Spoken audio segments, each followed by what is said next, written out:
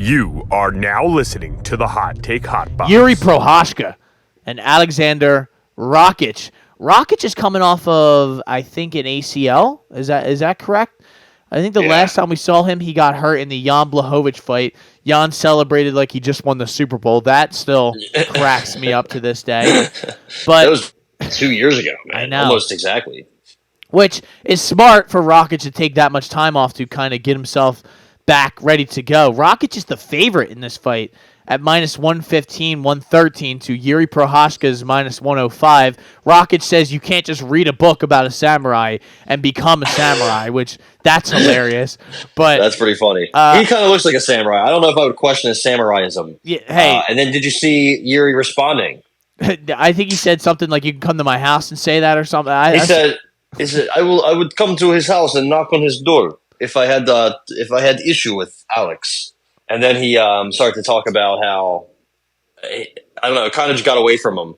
He was talking about how he doesn't really like the trash talk, or the trash talk is like hyping up an event. And then he quickly changed demeanors and said, "I will win this fight." Oh. And it was terrifying because he started laughing, and then he just completely changed his emotions. And now I was like, "Yeah, dude, I'm taking him." Yeah, that guy's honestly a complete psychopath. I just think 2 years old. Also, Alexander Rakic, how about him being older than Yuri Prochazka?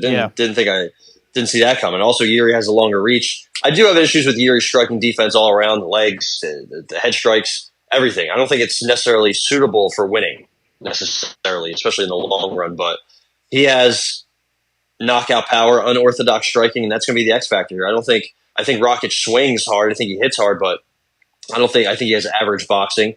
He does have really good low kicks. He does he's a smart fighter. He wins fights at light heavyweight. It'll be a little boring, but he'll grind you out, make it boring. I guess best way I would put it, he optimizes his win condition, if you will. But he doesn't really like it when fights get ugly, kind of like the Vulcan fight. And Yuri makes it really ugly in there, man. It's tough with Yuri. I got Yuri by knockout. I got Yuri by TKO. I think Yuri puts him out. I think he shows him that he's just on a different level than him at this light heavyweight division. I think Yuri has a lot to prove. I think he's still, again, only being 31 and doesn't even really have that many UFC fights, right? He's only 4. Fought Vulcan, Reyes, Glover, Alex. And now he's fighting Rakic. I think he knocks him out. He does have a submission over Glover, but spinning back elbow, a flying knee into a uppercut, a flying hammer fist, something crazy Yuri's going to hit Rakic with, and I do not necessarily trust Rakic if this fight gets hairy, if he gets hurt. There's been 2 times where he's knocked a guy down and not finished them. That was Anthony Smith and Justin Ledet, and those fights were, I think he had 24 combined minutes of control against those 2 guys, and those are fights you have to finish. I don't care if you're trying to be safe and secure. Devin Clark knocked him down. I don't know if you remember that. That was wild. So I just don't trust Rakic. I really never did. I do think he's talented and skilled and smart, but I don't see it. I don't see it on the feet. I don't see it in the striking. And I think tearing your ACL and having that much time off, it's gonna hurt. When you have that much ring rust and you come back and fight somebody like Yuri Prochazka, I don't know how the fuck you deal with that or how you adjust that. It's gonna be tough, man. I got Yuri Prochazka TKO plus 175. I got 195 on here on the sheet for you. We were able to, after calling all Louis from down the corner, I said, "Hey man, what kind of line can we get?" He called Vegas, and they said, "Hey, we can get we can get you TKO plus 195 via Louis FanDuel," which hop on that before that changes for Saturday night. But how about Calvin Kattar? Calvin Kattar and Aljamain Sterling. The Funk Master's making his 145 debut, back to a 3-round fight. He's fighting Calvin Kattar, who is coming off of, I think, a domination, correctly, of, was it? No, that's Arnold Allen. I am totally off on that. I'm thinking of somebody else, which we will get to in the next fight. But Arnold Allen, knee injury. I don't remember that. Yeah, he tore his ACL. Oh, that's right. Okay, yep, and then he lost that split decision to Josh Emmett. I just remember him destroying Giga Chikadze. That was one of the last times I remember him seeing in the cage. But Ty, he's not the favorite. Aljamain Sterling is the favorite, minus 172. Calvin Kattar's plus 145. Ty, How do you feel about this? Are you leaning towards the Funkmaster? I was originally leaning towards Calvin Kattar when this fight was announced. I think Calvin Kattar is going to do good at keeping this up on the feet, and I think if it stays on the feet for an extended period of time, that Aljamain Sterling is not going to do well and he's going to lose. But I guess I'd like to hear your opinion first before I make my declaration. Yeah, I think I kind of agree. I mean, we've seen Aljo in most of his career so far. I think this weight class might be better for him, but with his style, he's still kind of short. He's also kind of old, 34 years old. Kattar's 36. I mean, Sterling's definitely, he walks around probably like 160, 170. So this is probably more suitable for him. However, he isn't longer and stronger necessarily than everybody anymore. You know, he always was. Now, I mean, Calvin's 4 inches taller, and he even has a reach advantage of just 1 inch. But, you know, I don't know if he can just muscle his way into advantageous grappling positions. His wrestling was never that good. I think his takedown accuracy is like 24%. So he couldn't get Sean O'Malley down. Not saying anything about Sean O'Malley, but Calvin Kattar has shown good takedown defense. Josh Emmett was 0-4. Dan Ige was 0-9. Sabit back in the day was only 1-4, and he only had 50 seconds of control. So I think Calvin Kattar's the issue with him, he's just getting older, and you got to worry. You got to think that damage from that Max fight is going to play a factor. I mean, it hasn't. We haven't seen it, but we haven't seen it yet. You know, it could always happen. He could always fall off a cliff. But man, he's coached well. He's very smart. I like listening to him talk. He's kind of just about business. You know, he's very matter of fact. And he's, like you said, much better striker. He's got probably, I mean, that jab is going to be very key, keeping Sterling at least a little bit at distance. Probably a top 5 boxer in the UFC, all pound for pound. I think if he wasn't coming off of a torn ACL a year and a half ago, I think maybe he would be a favorite. You know, maybe a slight favorite or a closer dog. I'm going to go with Calvin Kattar. I think he's going to win this fight. I don't know if he finishes him. I could see Aljo, you know, looking for a way out when things get hairy. We've seen that before. He doesn't have the best chin. He doesn't like getting hit. But I think this is going to be kind of a weird fight. And I'm going to go Calvin Kattar money line. All right, I like that. I think it's a good bet because of that reason you just gave. Like, I could see maybe Aljo doing that, you know, all fours, swinging his head back and forth, looking for the takedown, just kind of playing the game of not allowing yourself to be struck, but trying to go for like the takedowns and just you playing the game a little bit. This number that I'm going to say is a little too high for me not to take advantage of it. Calvin Kattar's a plus 500 on the TKO line. I can't let that go by without playing it. So I'm going to say Kattar plus 500 TKO. Ty is on Kattar money line plus 145. And I like. It's kind of crazy. Kattar plus his knockout is plus 500. Sterling sub is plus 450. You got to think that's kind of their best ways of winning, or their most likely, or just the way they fight and fighting against each other's strengths and weaknesses. You'd think that would be, you know, I don't know. The line just seems a little off. I mean, over 2.5 rounds is minus 225. I thought maybe the odds makers thought there'd be a better chance of a finish, but I guess not. Yeah, I mean, I understand it. Just, you know, I guess Kattar's not exactly the most ferocious finisher. I mean, I don't know, though. I feel like he's got some heavy hands. I don't trust those New England cartel guys. Never have, never will. Yep.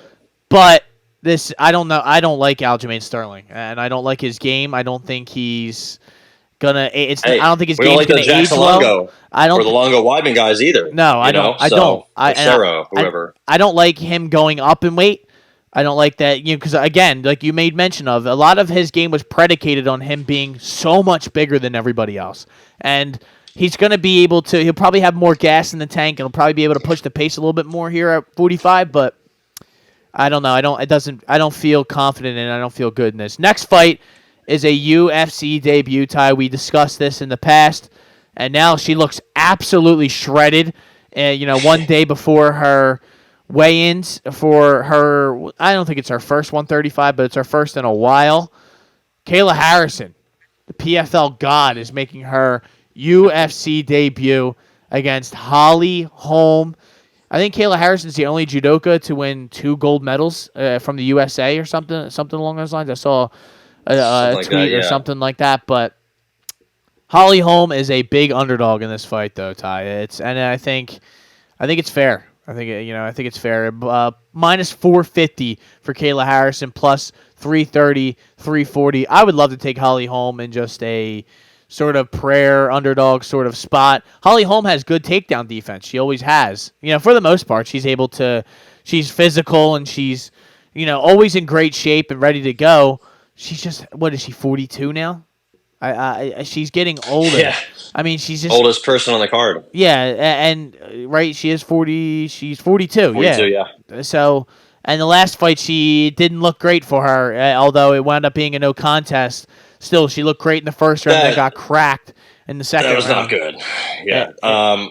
I don't even know why was it overturned. Myra Bueno Silva tested positive or something, right? Something along those lines. She got dogged. She kind of got ragdolled a little bit in that her striking isn't as crisp or as powerful anymore, right? I mean, she's just losing so much of her game, her speed, her footwork, maybe her chin.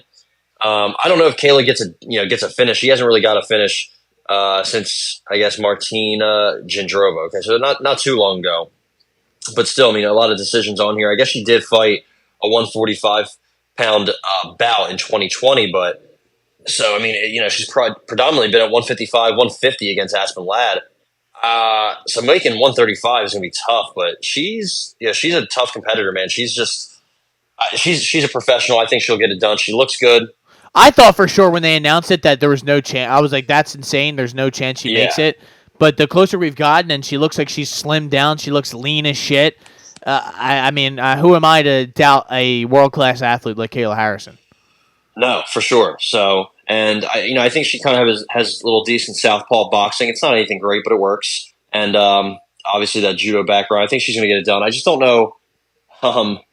I don't know how. I don't think she gets a finish, but I could see it. I could see her overwhelming Holly and just getting too much top control and being too much on top, and passing guard, dropping some ground and pound, and then maybe getting a rear naked choke. I'm going to stay away just because I think maybe it could be a snoozer. We saw Kayla lose recently to Larissa Pacheco, who is kind of looking like a world beater nowadays, but still just something to note. I'm not sure.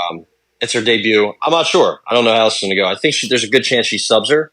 But I'm not going to take it. So those TKO and sub are fat lines. I think they're both plus 230, and I think the other one was in the 300s. I'm not sure, but I inside the distance is plus 135. I don't know why or plus 130. I don't know why I'm saying I'm not sure. The page is right in front of me. Plus 430. You can get Harrison TKO. You can get submission at plus 290 up to 300. So those are pretty fat numbers if you wanted to play either one and kind of make some money. But inside, I just think Holly is on the way out. I think this is a fight that ultimately ends in Holly laying the gloves down in the cage after. Yeah, she should. It's time. I mean, I get the gravy train's going to keep going, and it seems like Dana is forever indebted to Holly Holm for whatever reason. Maybe it's the fact that she just never turns a fight down, and Dana loves somebody who never says no. I don't know. I'm going to take Harrison inside the distance plus 130. I think if she actually makes weight and isn't just completely done, and they get in the cage, I think once Harrison gets her hands on her, it's gonna be a rough. I mean, I think Holly's might be able to keep it off for a while, but she's not that same person who beat Ronda Rousey 8 years ago. That was a long time ago, and she's not that fast anymore. She's not that dynamic, and I just. That's the same girl who got choked out by Miesha Tate the very next fight. So give me Kayla Harrison inside the distance plus 130. How about we keep it moving, Ty? Your boy, somebody you have, scream from the mountaintops. You actually do like this guy. I usually fuck around, but you actually do like Sadiq Youssef. And a guy we both like, Diego Lopez. Diego Lopez, talk about making an impact in the short time that this guy has been in the UFC. He kind of came out of nowhere against Evloev, I believe, was the first fight that he appeared on, and then Gavin Tucker, and he just eliminates Pat Sabatini right away. I knew that was bad news when that fight was announced for my boy. Love Pat Sabatini, but glass chin. All right, there's no need for that. But I mean, you're not wrong. No, listen, I like. What do you think? Sadiq Youssef is a good bet here. I'm trying to get the odds. They're not loading for me, of course. I believe it's like I think plus 125 for Sadiq Youssef. I was gonna say Diego's a small favorite. 140, 145, 150 on the money line. I don't think I could bet again. So if I don't like Diego Lopez, which I do here, but I don't know if I like him for a prop or anything. So this might be a stay away spot for me. Man, this is a really tough one because on one hand, I like them both. I was very disappointed with Sadiq's last fight against Barbosa. I know it was a tough Barbosa, but after the first round where I thought he should have gotten that finish, he didn't really have anything, man. And I do think his grappling has come a long way working with whatever that scumbag's name is, Lloyd Irvin. Why is he a scumbag? Oh, there's been a lot of bad accusations out there about him, but shit. For another time. So, So I think he could maybe stave Diego Lopez off at least for a couple rounds because we've seen Diego Lopez slow down after the first 7 minutes, 8 minutes. So who knows? I think there's still some questions. His cardio late in the fight, his power, if he can carry into the late rounds. He definitely has power early. Just a lot of firepower. And obviously his jiu-jitsu is world class. Very dangerous guard. His wrestling not great, but no matter if you get tangled up with him anywhere and it goes to the ground, you're in trouble. It's kind of like Oliveira. You've seen what his impact has done to Alexa Grasso's career. So I do think Sadiq has been 5 rounds, but again, I think most of that 5-round fight was kind of a poor performance. He does have that good technical striking, but he's very, very chinny. I was going to say kind of chinny, but Gabriel Benitez, Barbosa, Arnold Allen, Alex Caceres, Andre Fili, they all rocked him. And his grappling is kind of solid. It's come a long way. He's had some good scrambles against Caceres and Fili, but Diego Lopez is world-renowned jiu-jitsu and, very good athlete. It happens in the blink of an eye. I'm going to say Diego Lopez by sub. I think he gets it done. I think, Sadiq, I don't really think he's been submitted before. No. Remember, he even came out there and got a guillotine a couple fights ago against your boy Don Shanis. But this is it's a different animal, and I think there's a chance he rocks Sadiq Youssef and then he, gets a rear naked choke or a guillotine or some kind of submission because we've seen triangle arm bars. He loves the arm bar in general. We've seen knee bars, modified chokes, front chokes, heel hooks. There's going to be a lot of different ways he can find a slight edge in this fight, Diego Lopez. And this is a big fight for him. He can take Sadiq Youssef's ranking from him at such a deep weight class. And I think he does. I think he gets it done. I got Diego Lopez sub. It kind of kills me, but Sadiq has not made the improvements I thought he could. I'm going to roll with that. I like that bet. I don't like the fact that whenever I look, it's like, you haven't been subbed, but you only have one submission on your record. And like you said, Don Shanis was the one that you submitted. Yeah, so in 30 it's seconds. Something that you don't like to do, and that's something that can be exploited by a guy like Diego Lopez, who maybe could cause a firefight. Maybe he rocks Sadiq, and Sadiq just panic wrestles, and he gets caught in a guillotine. Anything can happen. Dude, he almost choked out Joe Anderson Brito on the Contender Series a couple times. Yeah. He had him in deep spots. And Joe Anderson Brito is world class. Same with Mozar Evloev. So I think we're going to have to see Diego Lopez's A game. Hopefully he doesn't get outstruck because again that his striking isn't amazing, but he has power, especially early. So hopefully we see more improvements.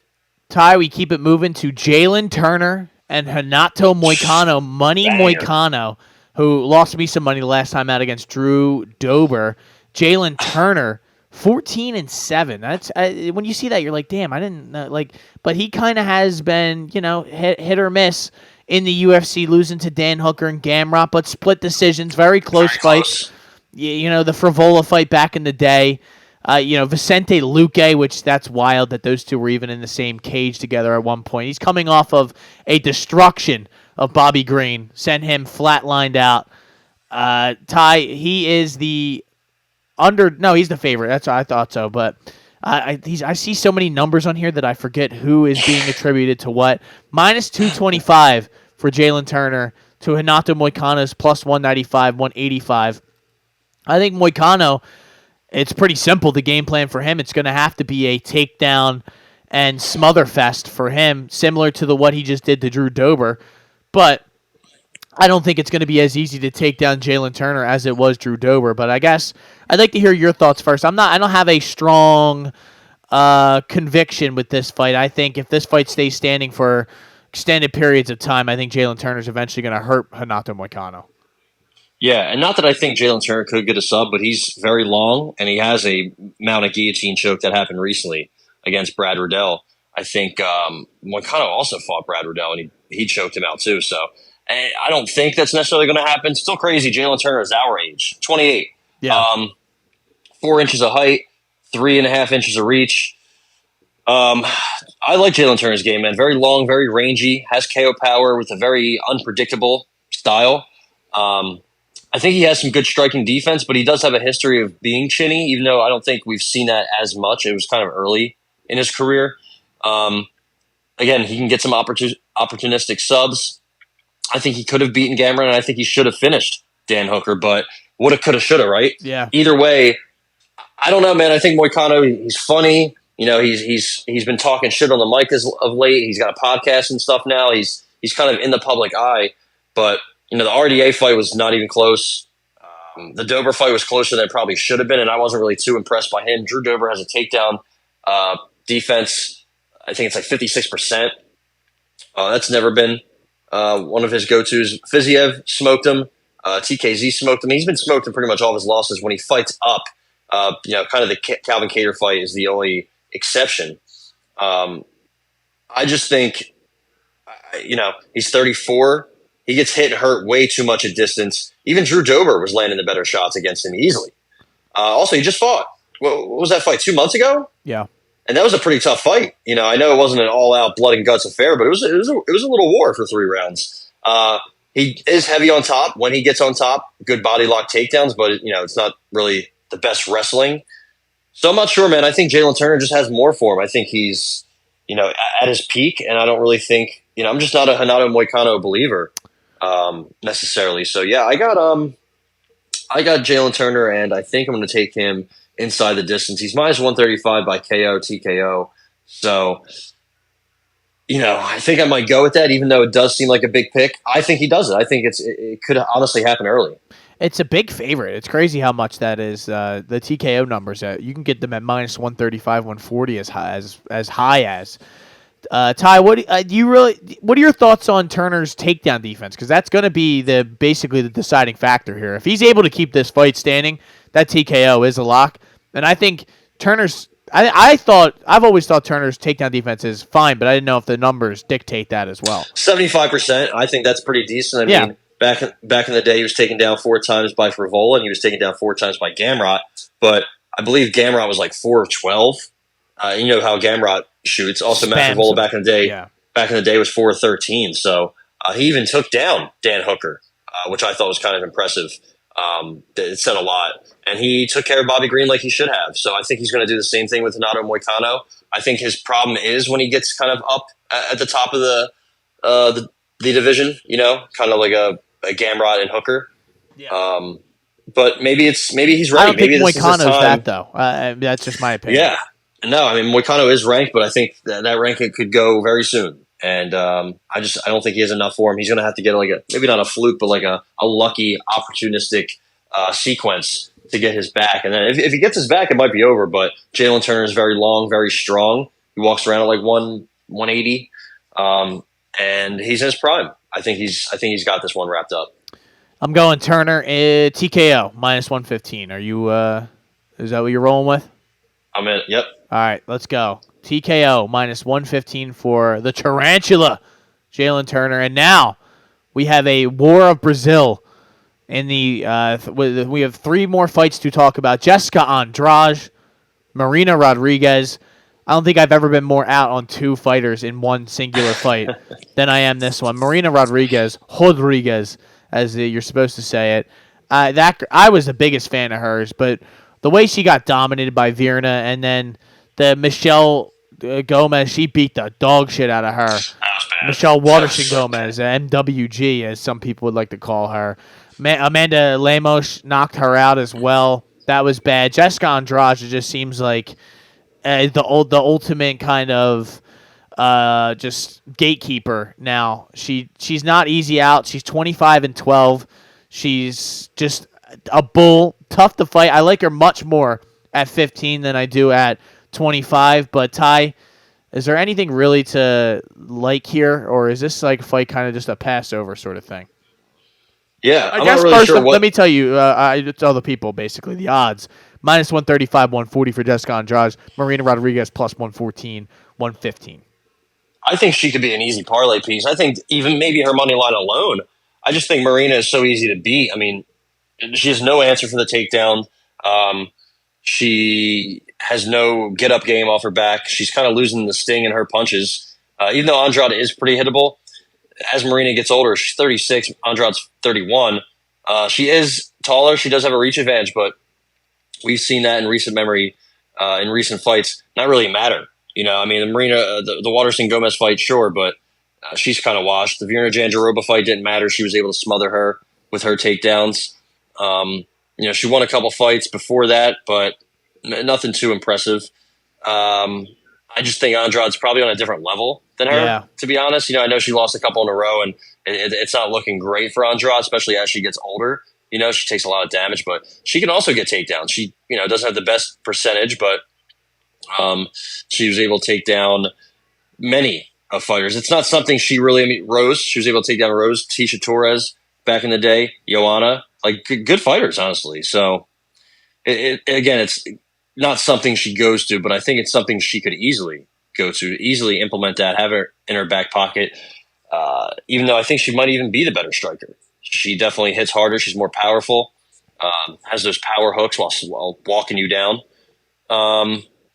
Yeah, I think she has pretty much every advantage here. I don't know how she gets it done here. I kind of want to stay away though, because Andrade is very volatile. She, isn't the smartest fighter in the world. Yep. So I'm going to stay away. I do think she probably gets it done. I would see. I could see a decision, even though I do realize she probably has a lot of finish equity.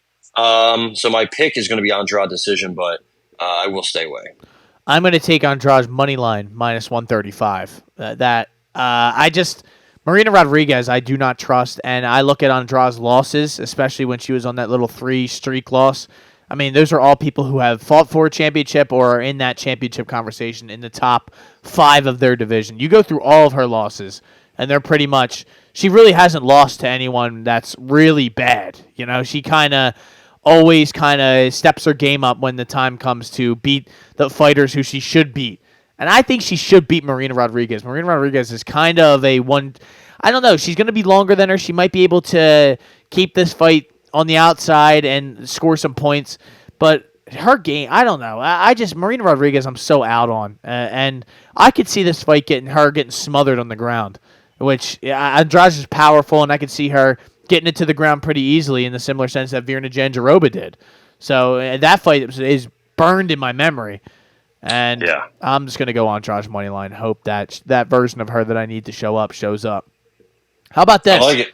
Bobby Green, -185 against Jim fucking Miller, +140. You can't say it, though. You're not allowed to say it on TV. I guess Bruce isn't going to say it. That's pretty fucked up. He's not allowed, apparently, because it's on ESPN. Yeah, I would just say... Because he's not as good as Joe Martinez. Yeah. Jim fucking Miller. All right. No, we need Joe Martinez for tonight. Joe Martinez stinks, but... Stop. Yeah, he's horrible. He's horrible. What about Diamante? What's he doing? Get him out. Get him out of the He's got to be doing a Golden Boy fight in Mexico somewhere in front of a crowd of 25. He's probably preparing his voice, smoking some cigarettes before he gets out for the Canelo fight. Canelo's fighting soon, right? I'm almost positive. Yeah, May 5th. Yeah, Cinco de Mayo. Always around Cinco de Mayo, and then Mexican Independence Day are the 2 days that he likes to line his fights up. But Ty, Bobby Green coming off of, I think, the last time we saw him, he got killed.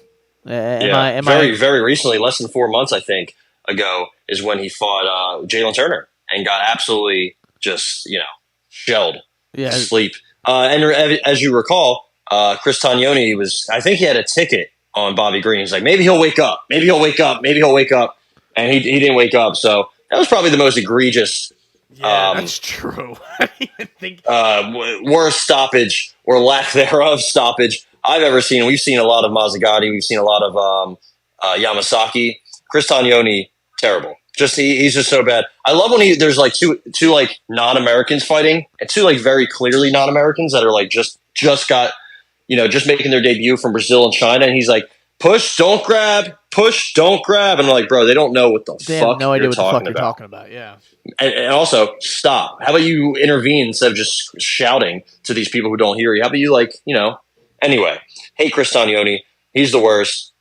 And I saw Bobby Green talking about that fight and that stoppage. And he's a very odd fellow, the way he talks and dresses and acts. But he thought what he was saying basically was like, yeah, bro, that seemed a little late of a stoppage. I was like, yeah, bro, you think?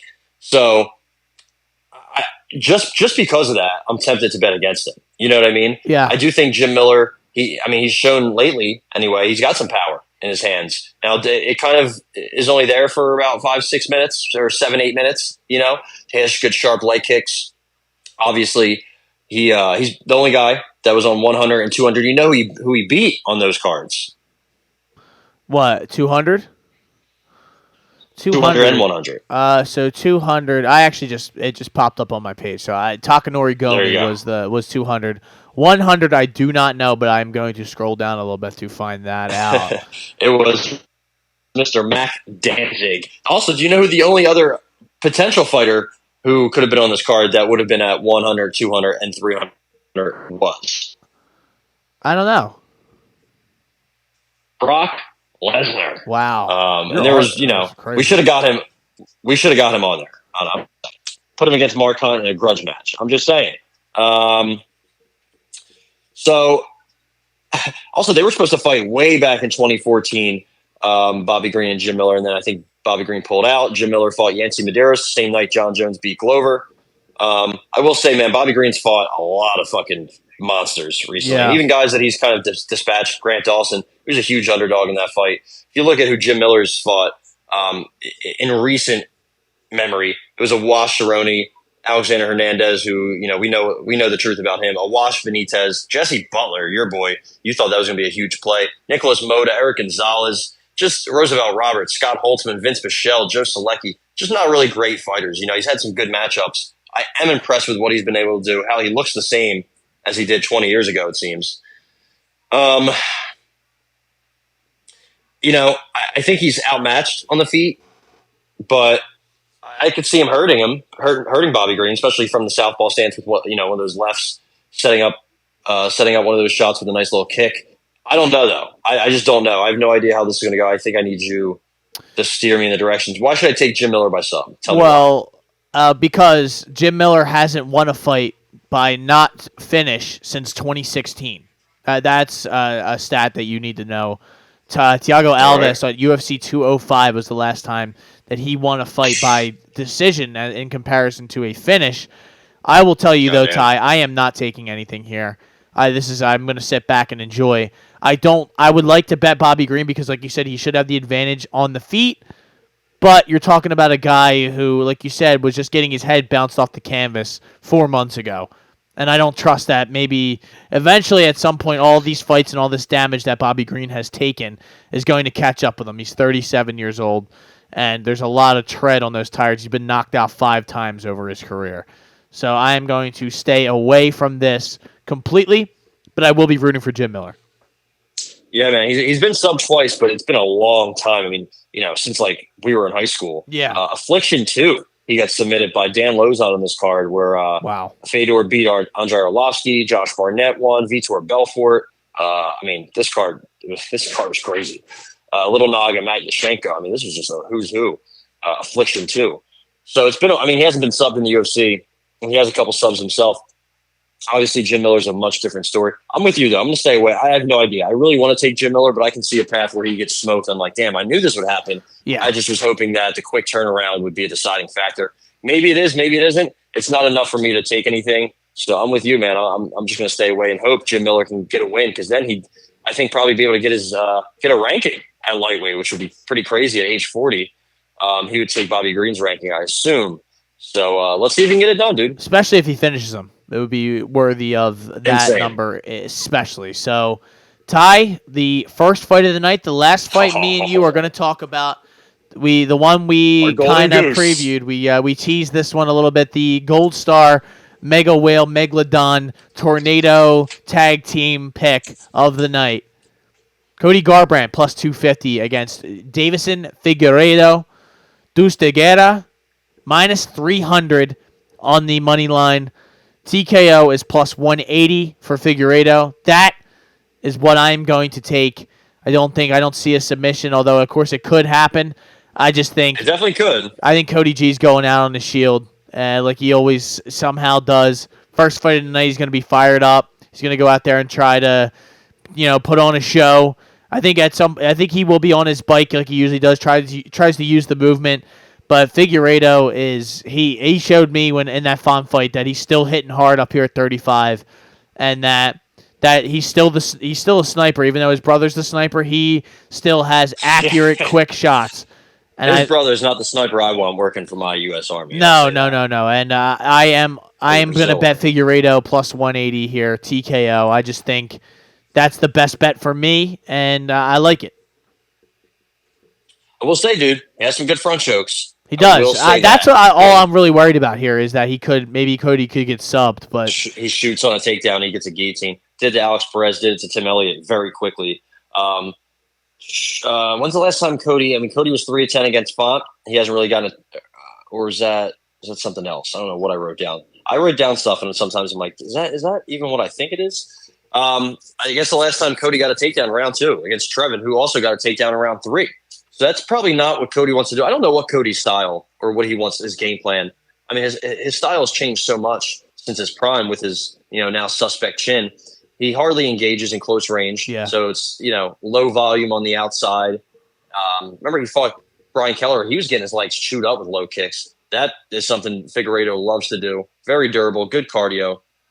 Dominated Rob Font in his divisional debut, who dominated Cody Garbrandt. Cody's shooting does worry me, but I don't think he's going to do that. I think he's kind of downplaying Figueiredo, which is insane for him, of all people, to do at this stage of his career. I think we're going to take the safe bet. The same PPD, as always, have to make their appearance, so they're trying. There you go. They're reporting a dead body is what they're coming here to do. I got Figueiredo by knockout. Let's do it. Let's do it, ladies and gentlemen. And that is UFC 300. Figueiredo TKO plus 185 is the gold star pick from both of us to start the night off. And then watch now, we say that he's probably gonna get smoked. Cody G will do like a backflip or something. Prime Cody G just comes out and you're like, wow, Cody G triangle armbar. You're like, what? Yeah, exactly. He hits an omoplata on Figueiredo, and you're like, okay, I never thought this would happen. Of course. Omoplata. Yeah, what else? But You are now listening to the Hot Take Hot Box.